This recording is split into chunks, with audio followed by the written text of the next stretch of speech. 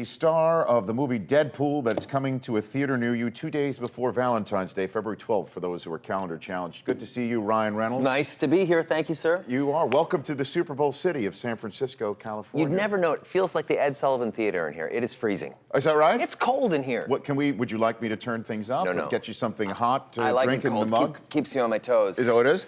Keeps the nips akimbo. Well, I'll tell you, that's the way we're rolling here in, What a view. in the Bay Area. Yeah, that's the Golden Gate Bridge. The Golden Gate Bridge. Right over there. Not even a backdrop like you guys normally fool us with. No, this is the real deal. This Yeah. is the real deal. Wow. Yeah, it's no CGI here. Yeah. No, we don't have that No, sort of. no budget for that. Well, not yet. No. I don't think to think. The But day is young. good to see you. Thank you. What are you excited about? Are you going to the Super Bowl? Are you going to the? I am. the game? Unfortunately, I'm not. I'm coming off of a world tour for Deadpool. I've been to Taiwan, Moscow, Germany, France, the UK, Dubai. I'm going home to see my daughter and my wife. Yeah. So, and I'm going to watch the game from home, which is not a bad seat. No, so. I know. So it's kind of the way to do the Super Bowl. Yeah. You come in, you see the hoopla. Oh my God! You meet all these players. I just met all these guys. I met Richard Sherman. I met Brandon Marshall. Yes. Who's amazing. Yeah. Ryan Leaf is here. Tall guy. I wouldn't imagine that. He's Yes. no less than 9'4". I did not. I saw him yesterday too. I didn't expect to see Ryan Leaf. I didn't expect to see that either. I just didn't know he was like that tall a guy. I mean, Right. like, I literally. And so you saw Brandon Marshall and Richard Sherman. They are no wallflowers. They are no wallflowers. Brandon Marshall, honestly, like I'm 6'2", and he just makes me look like a children's toy. I know. Yeah, I'm doubling as his earring later. I think he's just like the guy's just jacked. So do you have a favorite team of any sort? Do you? I grew up in Vancouver, British Columbia, so the Seahawks were big for us. That was the games we could go to. I remember going to a Seahawks game when I was just a little kid, and I got Eric Dickerson's autograph. When he was so nice, he came over, and I had these crappy seats, and I ran all the way down at the Kingdom. It was the Kingdom back then. Yes. And I had the brochure, and I was a running back as well, and when I played football. So Eric Dickerson coming over, he signed my book. That was it. I was done. What was your running style like when you were playing? My running style. Yeah, well, I was 7. It was called Staying Alive. Running for your life. Yes, exactly. Okay. And I was small. I was a little dwarf up until I went through puberty in my late 20s. So I was just this little kind of shrimp going around. Yeah. So I love this. So you played football up in Canada. Yeah.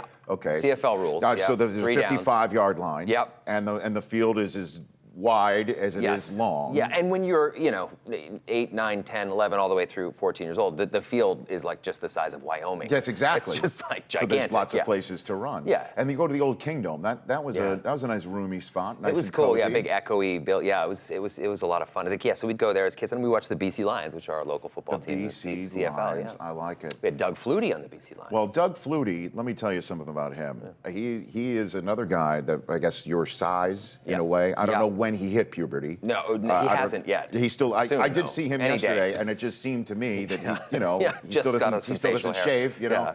But he's the type of guy that played a lot larger than. Oh man, I always loved Flutie when he threw the ball and he'd sort of jump up afterwards because he was trying to see where it went.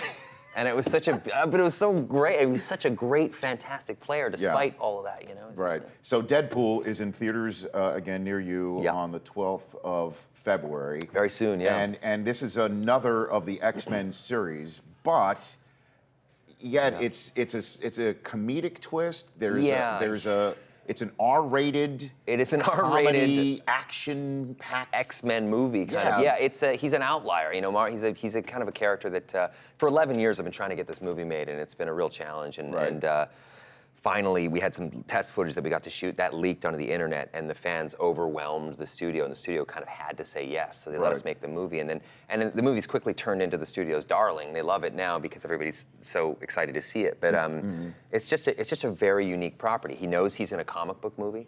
It's extremely violent, but all that violence is undercut by grand and broad comedy. Right. So there's a real interesting tone at play with this, and audiences so far have just flipped for it. We're really excited. Yeah, we talked about it in the TV-only segment that there are billboards for it that look like an X-Men movie. Yeah. And there are billboards for it that look like The Notebook. Totally. Right? Yeah, And it's a completely manipulative ad campaign that we've had so much fun. The marketing for the movie has been an extension of the movie itself. I mean, the movie is meta. I mean, my Deadpool in the film makes fun of Ryan Reynolds. I mean, like, there's a real meta thing going on there. How did you feel about that? I felt really good about that, actually, because that guy deserves it. You know, so I love that kind of stuff. But that sort of meta aspect has also trickled over into all the ad campaigns. So one of the billboards is a series of emojis that really just started as a text message. It's a skull, it's the pile of poop, and it's the L, which is just Deadpool. Yeah. You know, so I like it. It's these funny little things. Yeah, and that part's been really fun. We've done 20 or 30 viral videos for the movie. I'm going to miss doing those. So it's entirely possible that there's a lovely couple in America coming up in a couple of Fridays and making their choices as to what to see. That's true. Yeah. And it's a romantic weekend. It's Valentine's weekend, and they're thinking, oh well, it looks like a beautiful film about love and about two people who love one another and perhaps go through hardships and then wind up together at the end.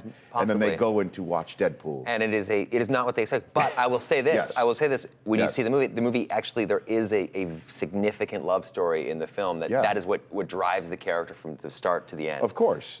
So in a way there is a love story. It's just we've made the love story, we've filtered it through Deadpool.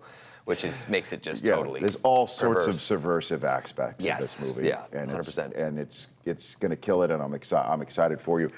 My Chris Command Center producer, Chris Law, the bearded wonder over there, see him, loves your movie Waiting, and I think he wants to ask you about that. I mean, big fan of your career, but I worked in the service industry from 14 to 25. I think anyone that worked in the industry saw that movie and was like, I worked in the service industry too. You guys nailed it. Yeah. Have you, since that movie's come out, been bat-winged? And if so, when was the last time that happened? No, I've been bat-winged. Or got in the brain?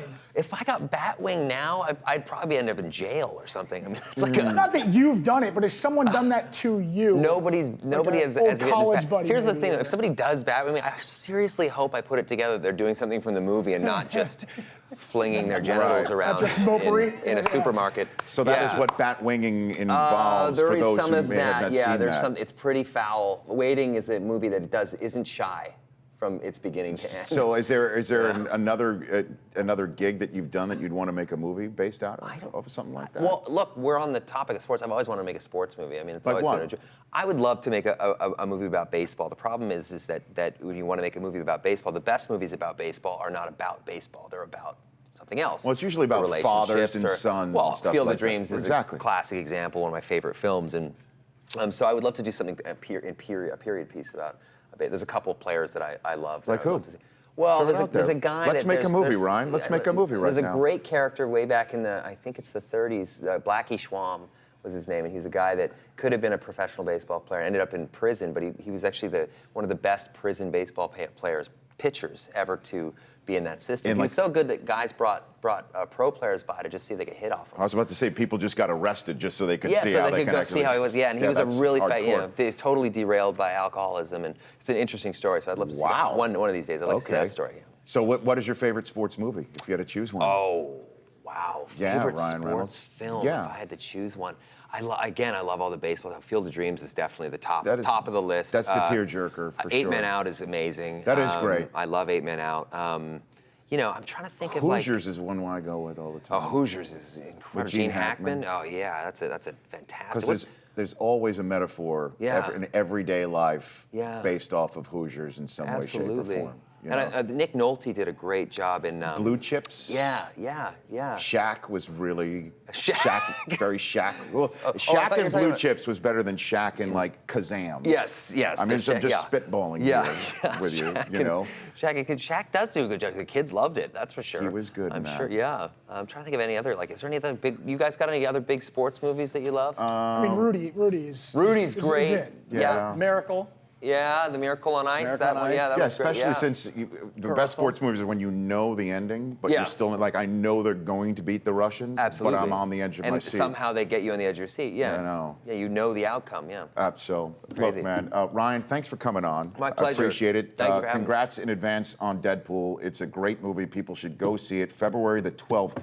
In theaters near you, at Van City Reynolds on Twitter as well. Good to see you, Thanks, Ryan. sir. Appreciate it. Enjoy the Thank Super you, Bowl Rich. with your family. I will, definitely. You bet. Don't go anywhere. We're back still in hour number 3. J.J. Watt and Snoop Dogg right here on The Rich Eisen Show as we wrap up our weeks-long coverage of Super Bowl 50. The Rich Eisen Show, weekdays at noon Eastern. On Audience.